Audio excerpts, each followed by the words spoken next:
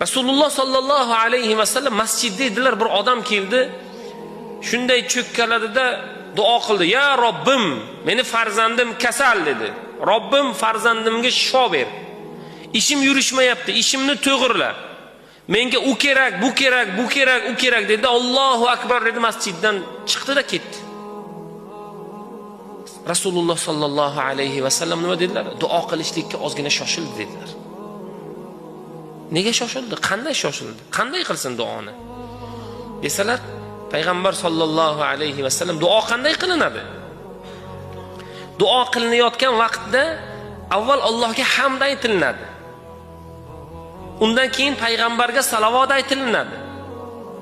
Undan keyin duolar so'raladi. So'ralganda ham din va dunyo baravar so'raladi. 5 ta dunyoviy ish so'radingizmi, 5 ta oxiratingizga so'rang. Tarozi bo'lsin, teng bo'lsin. Va undan keyin oxirida salovat bilan tugatilsa, 2 salovat orasidagi duolarni Alloh ijobat qiladi.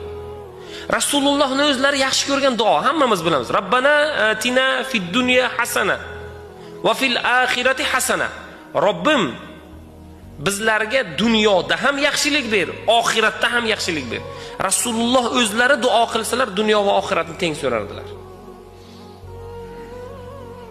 Duoni qoidasi bor, odobi bor, ya'ni